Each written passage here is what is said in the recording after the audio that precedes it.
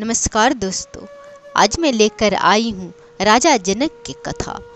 महिष याज्ञवल्क्य जी शास्त्र ज्ञान और ब्रह्म ज्ञान के अपूर्व थे और याज्ञवल्क्य के वंशज होने के कारण इनका नाम याज्ञवल्क्य पड़ा। इनके पिता का नाम ब्रह्मा था। एक बार राजा जनक ने यज्ञ का आयोजन किया। उस यज्ञ में हजारों ऋषि पधारे थे। राजा जनक ने यह जानना चाहा कि उपस्थित ऋषियों में सर्वश्रेष्ठ ब्रह्म ज्ञानी कौन है। इसके लिए राजा ने एक उपाय किया। उन्होंने 1000 गौओं को गौशाला में रोक लिया। प्रत्येक गाय के सींगों में 10-10 पाद स्वर्ण बंधे हुए थे। राजा ने हाथ जोड़कर ऋषियों से कहा, मैं आप लोगों की शरण में हूँ। आप सब के सब महान हैं।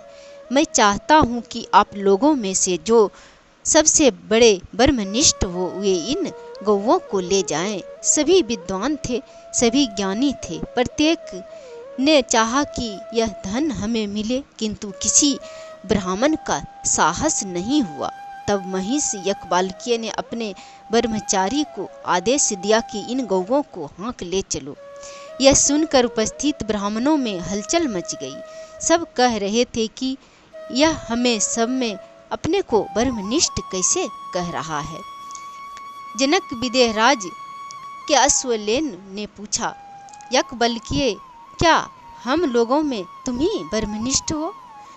याज्ञवल्क्य ने कहा, ब्रह्मनिष्ठ को मैं नमस्कार करता हूँ। मैं तो गौओं की ही इच्छा करता हूँ। लोगों में क्रोध का संचार बढ़ता गया।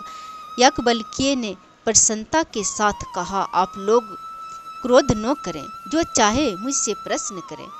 फिर तो एक और सारे ऋषि हो गए और दूसरी ओर अकेले याज्ञवल्क्य। एक एक कर ऋषियों ने याज्ञवल्क्य से कठिन प्रश्न पूछने लगे। महिष याज्ञवल्क्य ने सबका सटीक उत्तर दिया। उसके बाद याज्ञवल्क्य की बारी आई। उन्होंने पृथक प्रश्न पूछे, किंतु उनमें से एक भी सही उत्तर नहीं दे पाया। उनमें साकल्य प्रधान थे। वे बहुत क्रुद्ध हुए और बोले, तुम हम लोगों को तुच्छ समझकर सब धन अकेले हड़पना चाहते हो। मेरे प्रश्नों का तो उत्तर दो।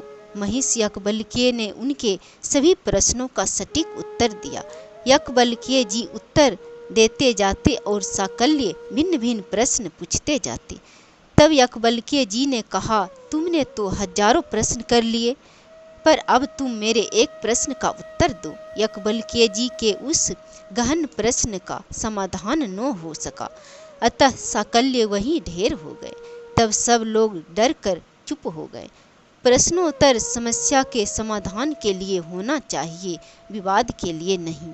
साकल्य को उत्तर पाकर संतुष्ट होकर सत्य वस्तु को मान लेना चाहिए था, क्योंकि वाद सत्य अर्थ के बोध के लिए ही होता है। इस कथा से यह शिक्षा मिलती है कि वाद से जब सत्य का पता लग जाए तब झट से उसे स्वीकार कर लेनी चाहिए, भले ही उसे अपना पुराना मत खंडित होता हो।